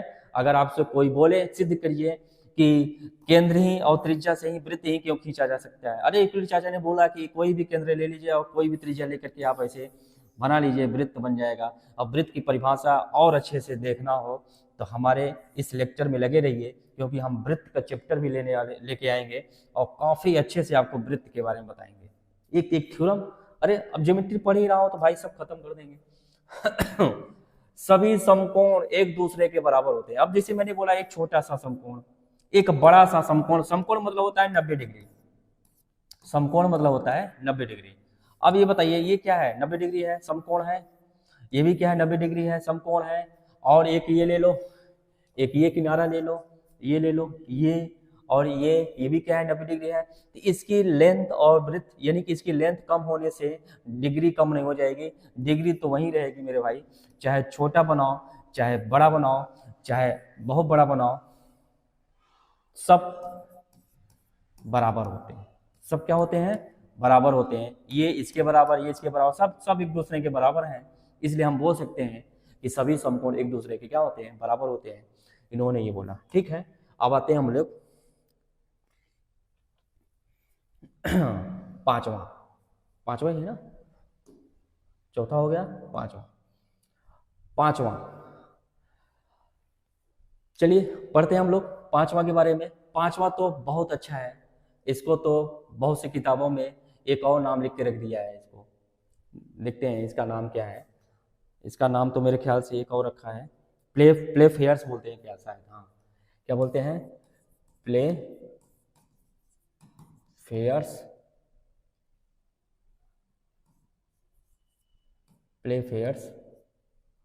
एजियम लॉ। क्योंकि आर डी शर्मा की बुक में आप देखेंगे, आर एस अग्रवाल की बुक में देखेंगे तो प्ले फेयर्स लॉ बोले हैं। प्ले फेयर्स रूल क्या होता है, ये वही होता है जो अभी हमने अवधारणा नंबर 5 के बारे में पढ़ी, ठीक है। तो देखो अवधारणा नंबर 5 क्या है, इसके बारे में आप जान लीजिए थोड़ा। जैसे दो भिन्न भिन्न रेखाएं हैं, दो भिन्न भिन्न रेखाएं हैं। इसके बारे में इन्होंने क्या बोला था ये देख लीजिए। दो भिन्न भिन्न रेखाएं हैं, एक इनको एक तिर्यक रेखा कट कर रही है, इस प्रकार प्रतिष्ठ करती है। मान लेता हूँ एक रेखा एल है, एक रेखा एम है ना, दो रेखाएं हैं और एक रेखा एन है। दो भिन्न भिन्न रेखाओं की तिर्यक रेखा एन कट कर रही है। तो इनके एक ही ओर बने कोणों का योगफल अगर 180 अंश से कम हो गया तो दोनों रेखाएं एक दूसरे को आगे कहीं न कहीं मीट करेंगे। देखिए आगे कहीं न कहीं मीट करेंगी ना, मीट करेंगे यानी कि मिलेंगे। और इनके एक ही ओर बने कोणों का योगफल अगर 180 अंश से क्या हो जाए, ज्यादा हो जाए तो ये आगे कभी नहीं मीट करेंगे। और 180 अंश से कम हो जाए तो ये आगे कहीं न कहीं जाकर के एक दूसरे से मीट करेंगे। यही है पोस्टुलेट नंबर 5, अभिधारणा नंबर 5। यूक्लिड चाचा ने यही बोला है कि इनके कोणों का, इनके दो समकोणों से कम होता है। वही चीज यहाँ लिखा है, यदि एक सीधी रेखा दो सीधी रेखाओं पर गिरकर, एक सीधी रेखा दो सीधी रेखाओं पे क्या हो गई है, गिर गई है, गिरकर अपने एक ही ओर चाहे इस ओर बनाए चाहे इस ओर बनाए, एक ही ओर दो अंतःकोणों, यानी कि ये दोनों क्या हैं, दोनों अंतःकोण हैं, अंदर वाले कोण दो अंतःकोणों इस प्रकार बनाए कि इन दोनों कोणों का योग 180 अंश से, वही बोलते हैं दो समकोण। अरे एक समकोण 90, दो समकोण 180, वही है। तो दो समकोणों से क्या हो, कम हो तो एक दूसरे से क्या होगी, सीधी रेखाएं निश्चित रूप से बढ़ाए जाने पर उसी ओर मिलती हैं। समझ गए, जिधर 180 अंश से कम होगा उधर एक दूसरे से मिलेंगे, जिधर 180 से ज्यादा होगा उधर एक दूसरे से नहीं मिलेंगे। यही है पोस्टुलेट नंबर 5। समझ गए, क्योंकि इधर 180 सोच लीजिए 180 अंश से ज्यादा होगा। अब ऐसे रेखाएं हैं, ऐसे हैं, ये हैं, अब 180 ज्यादा होगा तो कहीं भी जाके मिलेंगे नहीं मिलेंगे ना, इसको ऐसे बढ़ाते चले जाएंगे, जितने दूर जाएंगे उतने गैप बढ़ता चला जाएगा, यानी एक दूसरे से कभी मिलवे नहीं करेंगे। इसलिए क्या हो जाता है, ये प्रूफ हो जाता है। तो हम लोग प्रूफ भी कर लेंगे, देखेंगे भी, ठीक है। तो ये हम लोग देख लिया यूक्लिड की अवधारणाएं पांचों देख लिया। चलिए आते हैं कुछ और कॉन्सेप्ट को ऐड करते हैं, फिर हम लोग देखते हैं, ठीक है। कुछ कॉन्सेप्ट क्या है ये भी देख लेते हैं। अनडिफाइंड टर्म्स ऑफ ज्योमेट्री, चलिए इसको ओपन करते हैं। आइए हम लोग देखते हैं अनडिफाइंड टर्म्स ऑफ ज्योमेट्री, यानी कि कुछ ऐसे अनडिफाइंड टर्म्स हैं ज्योमेट्री के, उसके बारे में भी हम लोग सोच लेते हैं, क्योंकि यूक्लिड चाचा ने इसके बारे में भी बोला था, ठीक है। अच्छा, इसके बारे में थोड़ा दिखा लेते हैं क्या क्या पॉइंट लेके आए हैं अनडिफाइंड टर्म्स ऑफ ज्योमेट्री में।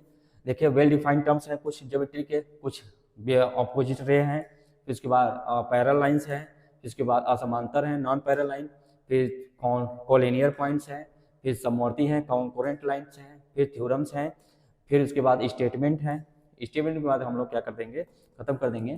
तो आज हम लोग क्या करेंगे, थोड़ा सा इन सब चीज़ों के बारे में जानकारी ले लेते हैं, फिर उसके बाद हम लोग आगे बढ़ते हैं, ठीक है। तो हमारा अगला पॉइंट क्या है, अनडिफाइंड टर्म्स ऑफ ज्योमेट्री, यानी कि ज्योमेट्री के कुछ ऐसे टर्म्स हैं जिनको हम डिफाइन नहीं कर सकते, ठीक है।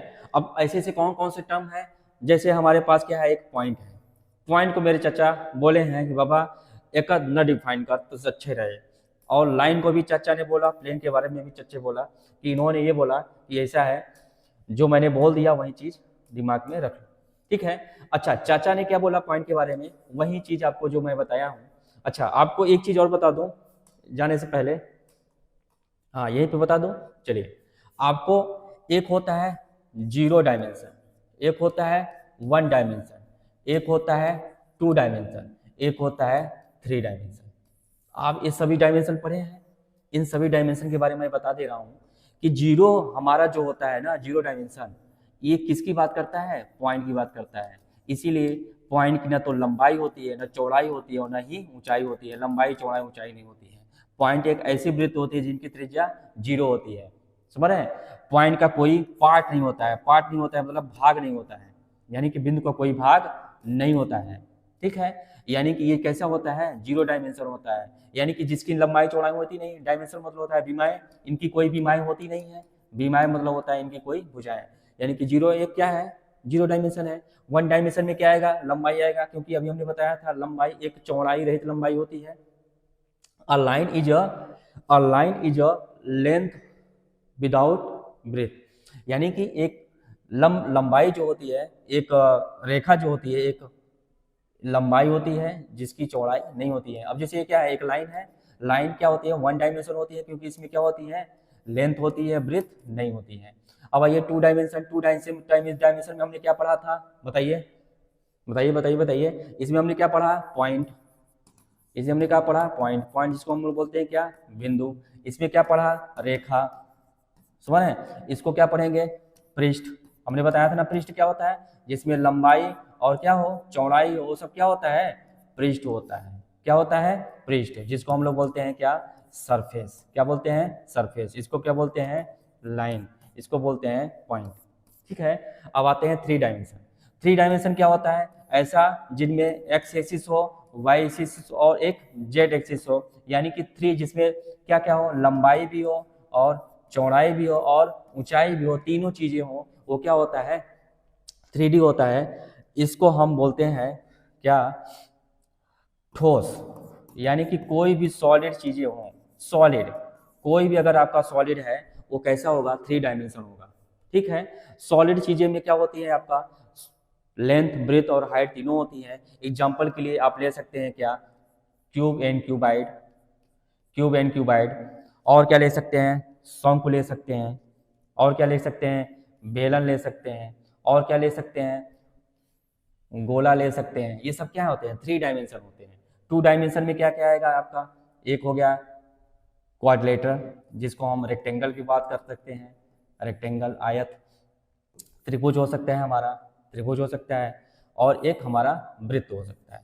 क्या हो सकता है, वृत्त, त्रिभुज, और ये सब क्या है, ये सब चीजें।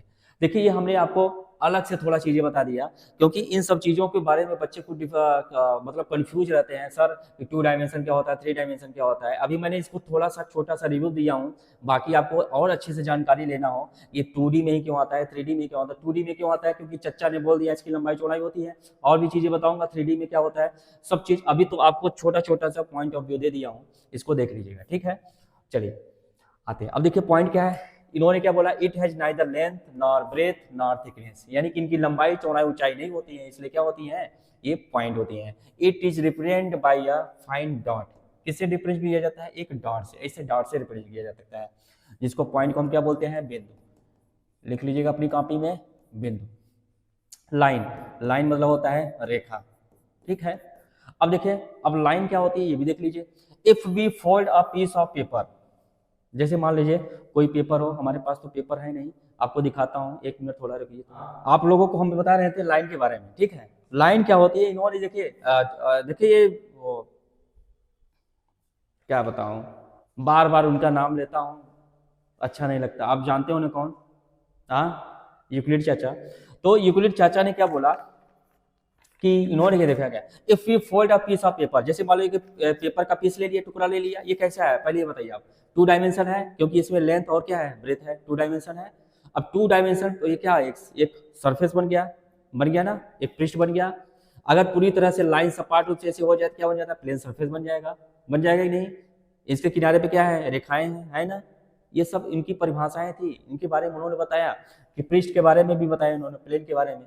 प्लेन भी क्या होता है, एक फ्लैट सरफेस होता है, इसके भी बारे में भी उन्होंने बताया। यानी कि ये पूरी तरह से हम डिफाइन नहीं कर सकते। अगर आपसे कोई बोले कि पॉइंट के बारे में और अच्छे से क्लियर करके बताइए, कोई नहीं क्लियर कर सकता मेरे भाई, क्योंकि यूक्लिड चाचा ने बोल दिया कि ये नॉट डिफाइन है, यानी कि अनडिफाइंड टर्म्स ऑफ ज्योमेट्री है। ऐसे कुछ टर्म्स हैं जिनको हम पूरी तरह से हम डिफाइन नहीं कर सकते। ठीक है। अब मैं इस पॉइंट को मैं डिफाइन कर सकता हूँ। जैसे मैं इसको बोला, जैसे यूक्लिड चाचा ने बोला कि अगर किसी एक कागज के टुकड़े को लीजिए, इसको फोल्ड करिए। चलिए हम इसको फोल्ड कर दिया, ऐसे फोल्ड कर दिया ना, फोल्ड कर दिया। फिर क्या कर रहा है, द क्रीज ऑफ पेपर, यानी कि अब इस पेपर में कोई क्रीज आ जाएगी। देखिए क्रीज आ गया ना, क्रीज मतलब एक लाइन आ गई ना, ये देखिए क्रीज आ गया ऐसे। तो वही कह रहे हैं, the crease of paper represent a line. अब बताइए, यूक्लिड चाचा ने ये भी बोल दिया, कोई एक पेपर लीजिए, पेपर का टुकड़ा ले लीजिए, उसको ऐसे मोड़ दीजिए, फोल्ड कर दीजिए। अब ऐसे फोल्ड करेंगे तो कोई एक इसमें लकीर आ जाएगी, जो लकीर है वही क्या है, लाइन है। यूक्लिड चाचा ने ये बोला, a line can not be draw fully on the paper, यानी कि एक पेपर में हम लाइन को पूरी तरह से हम ड्रा नहीं कर सकते। तो बताओ क्या हम पूरी तरह से डिफाइन कर पाए लाइन को, नहीं ना, नहीं डिफाइन कर पाए भाई, नहीं कर पाएंगे। क्यों, क्योंकि ये क्या होती है, दोनों तरफ इनडिफिनिटली रूप से स्टैंड किया जा सकता है, इसलिए लाइन का कोई भी एंड पॉइंट नहीं होता है, इसके दो अंत बिंदु नहीं होते हैं, इतना याद रख लीजिए। यानी कि इसकी अगर परिभाषा बोलूं तो it has no end point, इसके कोई अंत बिंदु नहीं होते हैं। ये तो हम इसके बारे में निचोड़ ले आएंगे, लेकिन यूक्लिड चाचा ने इसके बारे में ये बोल करके चले गए और हम लोग इसके बारे में पढ़ रहे हैं। अब आइए, प्लेन क्या होता है? प्लेन मतलब होता है सर पृष्ठ, प्लेन मतलब होता है पृष्ठ। अच्छा, पृष्ठ के बारे में उन्होंने क्या बोला? A flat surface which stand इंडेफिनिटली in all direction. मान लो ये पृष्ठ है, इसके बारे में भी इन्होंने सिर्फ यही बोल दिया जिसको पूरी तरह से चारों तरफ हम क्या कर सकते हैं, इसको एक्सट्रीमली स्टैंड कर सकते हैं, यानी कि अनंत रूप से इसको हम बढ़ा जा सकता है। यानी कि इस पृष्ठ को हम इधर भी बढ़ा सकते हैं, इधर भी बढ़ा सकते हैं, इधर भी बढ़ा सकते हैं, इधर बढ़ा सकते हैं। क्या ये पूरी तरह से डिफाइन हम कर सकते हैं? क्या पृष्ठ हम पूरी तरह से हम दिखा सकते हैं? आपको नहीं दिखा सकते हैं। यानी कि वही चीज बोला है, एक फ्लैट सरफेस होता है, एक ऐसा फ्लैट सरफेस होता है, ये क्या है? पृष्ठ है हमारा, एक फ्लैट सरफेस होता है जिसको हम पूरी तरह से हर डायरेक्शन में इनको हम स्टैंड कर सकते हैं। यही चीज यूक्लिड चाचा ने बोला। आगे देखते हैं लाइन सेगमेंट। आइए, कुछ वेल डिफाइंड डिफिनीशन है, यानी कि हम पूरी तरह से जिसको डिफाइन कर सकते हैं, यूक्लिड चाचा ने जिसको पूरी तरह से डिफाइन कर दिया, उसके बारे में हम लोग पढ़ते हैं। ठीक है, तो पहला हमारा क्या है? लाइन सेगमेंट, जिसको बोलते हैं रेखाखंड। ठीक है, तो रेखाखंड भाई कुछ नहीं है, ये रेखा का ही एक भाग है, तो इसीलिए बोला है portion of a line is called segment of the line, या क्या बोलते हैं? Line segment. तो रेखाखंड कुछ नहीं भाई, एक रेखा का ही भाग है, बस इसको नाम दे दिया गया है एक रेखाखंड।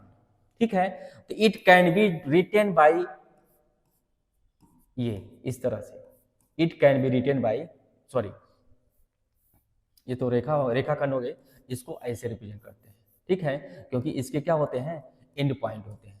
और जो लाइन अभी हम लोग पढ़े थे, लाइन जैसे हमने एक ए बी लाइन ड्रा किया, ए बी लाइन किया, अगर मैं इस लाइन को रिप्रेजेंट करूं तो क्या लिख सकता हूं? ए बी ऐसे एरो लगा के। ठीक है, ऐसा भी दिखा सकते हैं, या बी ए एरो लगा करके ऐसे। ठीक है, लाइन को हम रिप्रेजेंट करते हैं किससे? एरो से रिप्रेजेंट करते हैं। ठीक है, ये होता है लाइन। अब हम पढ़ रहे हैं क्या? Line segment. तो लाइन सेगमेंट क्या होता है? इसके दो एंड पॉइंट होते हैं। ठीक है, इसलिए इनको इस तरह से हम लोग दिखाएंगे। ठीक है, ये होता है line segment has two end point, ये हमने दिखा दिया। Segment is completely known if its end point are given, अगर इसके एंड पॉइंट दिए हुए हों, इस तरह से हम बोल सकते हैं। ठीक है, ये क्या है? रेखा की तीन परिभाषाएं, मतलब रेखा की तीन प्रॉपर्टी है रेखाखंड की, ये आपको जानकारी होना चाहिए। ठीक है, बोल सकते हैं, हो सकता है। अब आते हैं किरणें। किरणें क्या होती हैं? जैसे मैंने यहाँ से एक लाइट जलाया, यहाँ पे कोई सोर्स बिंदु है, यहाँ से लाइट गई ऐसे, लाइट गई ऐसे, ये सब क्या है? किरणें हैं। तो एक ही बिंदु से खूब ढेर सारी रेखाएं खींची जा सकती हैं। वो बिंदु अगर मैं इसको फिक्स कर दूं, कहाँ तक जा रहा है नहीं क्लियर हो रहा है, यही सब क्या होती हैं? किरणें होती हैं। समझ गए?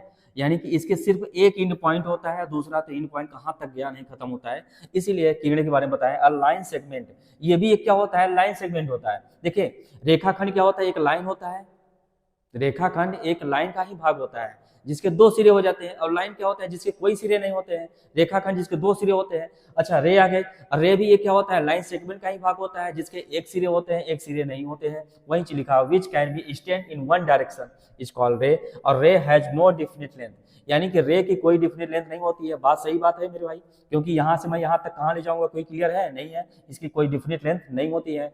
To denote it we if we arrow head, यानी कि अगर हमको अगर एक एरो लाइन खींचना हो तो देखो कैसे, जैसे ओ से ए तक, यानी कि ओ ए क्या है? किरण है। ओ ए को रिप्रेजेंट करने के लिए ऐसे हम बोल सकते हैं। समझ गए कि नहीं? इसको हम ए ओ नहीं रिप्रेजेंट कर सकते। इसका मतलब ये हुआ ए से ओ तक जाना है, एरो ओ लगना है, लेकिन ये क्या है? गलत है। अगर इसके लिए डायग्राम बनाया जाए तो मैं कैसे बना सकता हूँ? यहाँ पे देखिए कैसे बना सकता हूँ। ओ से ए गया तो हम लिख सकते हैं ओ ए, इसको रिप्रेजेंट कर सकते हैं ऐसे। अगर ओ से, अगर मान लो मैं बी से कहाँ गया? ओ गया, इसको लिख सकता हूँ बी ओ, इस तरह से होता है मेरे भाई, आप जानते होंगे। और ज़्यादा इसके बारे में डिटेल बताने की जरूरत नहीं है। Ray A B Z denoted by, इस तरह से आप बिजनेस बना सकते हैं। ठीक है, अब आते हैं विपरीत किरणें।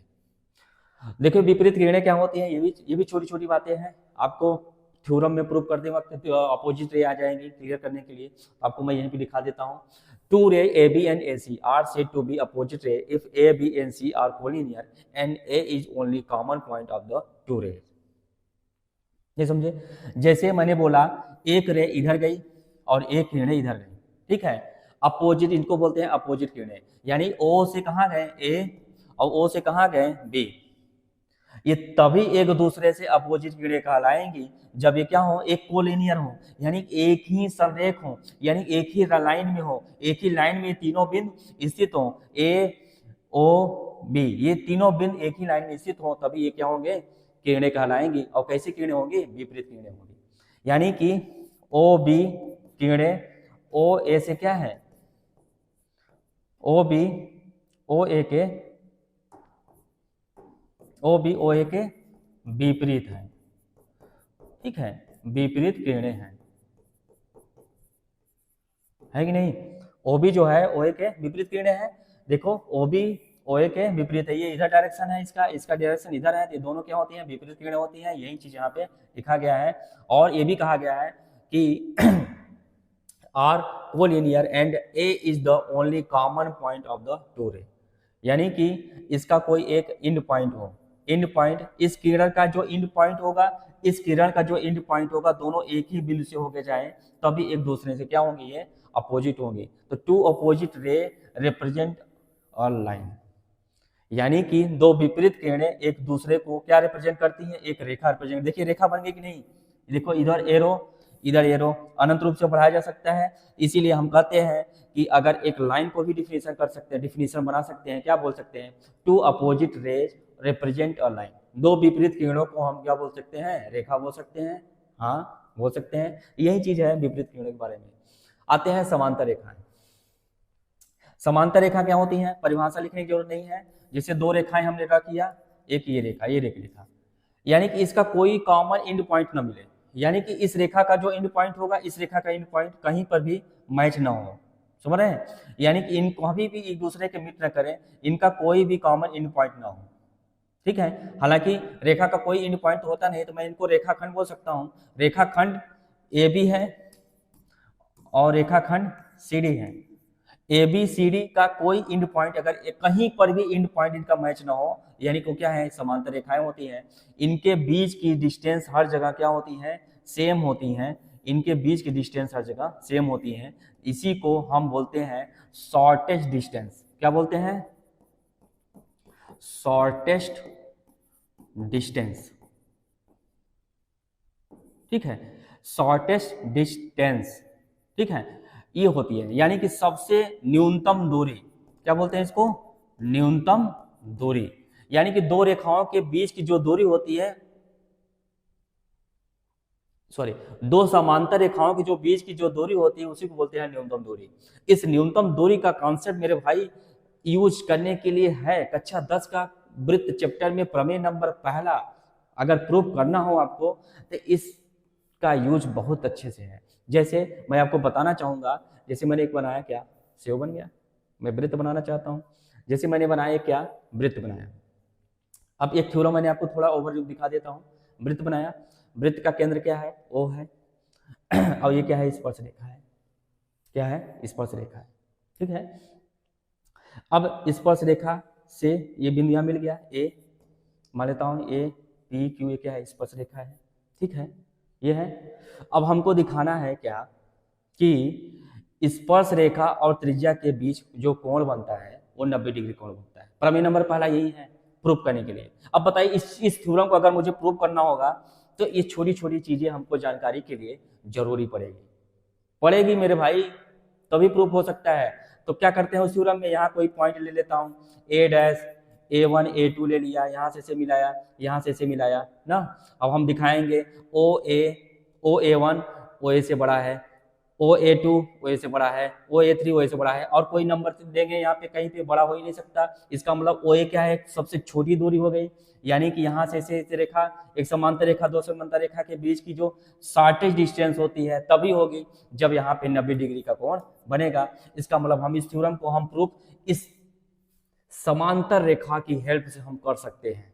ठीक है, लगे रहिए, हर एक थ्योरम का यूज हम कराएंगे जब आप छोटी छोटी चीजें आप सीख लेंगे। ठीक, तो अगर दो समांतर रेखाओं के बीच की न्यूनतम दूरी बोला जाए तो यानी दोनों रेखाएं दूसरे के क्या होती हैं, लंबवत होती हैं। ये दिमाग में रख लीजिए, ये डिफिनेशन है समांतर रेखाओं के। ठीक है, समांतर रेखाएं एक दूसरे को कभी एक दूसरे से मिल नहीं करती हैं, इनके बीच की जो न्यूनतम दूरी होती है हमेशा 90 डिग्री होती है। यानी कि हम यही यहाँ दिखाना चाहेंगे, ओए हमेशा क्या है, न्यूनतम दूरी होती है। स्पर्श रेखा और त्रिज्या के बीच बना कोण 90 डिग्री होता है। हम लोग अच्छे से हम लोग इसको प्रूव करते हैं इसकी हेल्प से। समझ गए? तो उम्मीद करता हूँ आप सीख गए होंगे। अच्छा, दो लाइन अगर एल है और एक एम है तो दो लाइन अगर समांतर है तो एल पैरेलल टू एम लिखते हैं। इस तरह से दोनों लाइन को रिप्रेजेंट करते हैं, पैरेलल इस तरह से लगाते हैं, दोनों रेखाएं समांतर हैं। ठीक है, आइए पॉइंट नंबर 5, असमांतर रेखाएं क्या होती हैं। असमांतर रेखाएं क्या होती हैं इसके बारे में थोड़ा सा हम लोग देख लेते हैं। ठीक है, असमांतर रेखाएं यानी कि दो रेखाएं एक दूसरे के असमांतर तभी होगी जब एक दूसरे को जाकर के कहीं पे मीट कर जाएं। यानी कि देखो यहाँ पे कहीं पे मिल गई, यानी एक यल थी और एक यम थी, ये दोनों रेखाएं एक दूसरे के समांतर नहीं है, इनको बोलते हैं नॉन पैरेलल लाइन। क्यों? क्योंकि एक दूसरे को एक बिंदु पर क्या हो गई, मिल गई, कहीं न कहीं जाकर के मीट कर गई, इसलिए इनको बोलते हैं असमांतर रेखाएं, नॉन पैरेलल लाइन। ठीक है, नॉन पैरेलल लाइन, ट्रांसवर्सल रेखाएं, प्रतिच्छेदी रेखाएं, बहुत कुछ बोलते हैं इनको। ठीक है, ये आपको पता होना चाहिए। आगे आते हैं, संरेख बिंदु यानी कि एक ही कोलिनियर पॉइंट। कोलिनियर पॉइंट क्या होता है, एक ही बिंदु से खूब ढेर सारे रेखाएं गई, ऐसे समझ रहे हैं, खूब ढेर सारे रेखाएं गई हो, ये क्या होता है, संरेख बिंदु होता है। सभी रेखाएं एक ही बिंदु से जब होती हैं कोलिनियर पॉइंट होता है। इस तरह से आपको जानकारी के लिए जरूरी है। ठीक है, आगे आते हैं, समवर्ती कॉन्करेंट रेखाएं, जब दो या दो से अधिक रेखाएं एक समतल में एक ही बिंदु से होकर गुजरती हैं। सॉरी, इसके बारे में गलत बता दिया थोड़ा दिमाग इधर उधर हो जाता है, टेंशन ना लो, लास्ट अब खत्म होने वाला है, 5 मिनट और समय लेंगे। ठीक है, देखिए क्या हमने बताया कोलिनियर पॉइंट। कोलिनियर पॉइंट क्या होता है, जैसे खूब ढेर सारे पॉइंट है, ऐसे खूब ढेर सारे पॉइंट है, कोलिनियर पॉइंट यही होता है, यानी एक ही रेखा में खूब ढेर सारे पॉइंट ऐसे मिल जाएं। ठीक है, इनको बोलते हैं कोलिनियर पॉइंट। यानी कि एक रेखा में जो बहुत सारे बिंदु होते हैं, असंख्य बिंदु होते हैं, ये असंख्य बिंदु क्या होते हैं, एक दूसरे से कोलिनियर होते हैं, यानी कि एक ही रेखा में इस तरह से रिप्रेजेंट होते हैं, कोलिनियर। एक होता है असंरेख बिंदु, जिसको बोलते हैं नॉन कोलिनियर, असंरेख बिंदु जिसको बोलते हैं नॉन कोलिनियर पॉइंट। ये भी क्या होता है, नॉन कोलिनियर पॉइंट क्या होता है, इसका भी देखो मेरे भाई यूज है, बहुत ज्यादा यूज है, नॉन कोलिनियर पॉइंट का बहुत यूज है। जैसे मैंने एक बिंदु ये ले लिया, एक बिंदु ये ले लिया, एक बिंदु ये ले लिया, ए बी सी, ये दूसरे के नॉन कोलिनियर नहीं है, सॉरी एक दूसरे के क्या है, एक नॉन कोलिनियर है, असंरेख बिंदु है। क्यों? क्योंकि इन रेखाओं को ऐसे मिलाया, ये मिलाया, ये मिलाया, एक दूसरे के क्या है, ये नॉन कोलिनियर, यानी एक ही रेखा में नहीं आ रहे हैं। कहने का मतलब ये होगा एक ही रेखा में नहीं आ रहे हैं।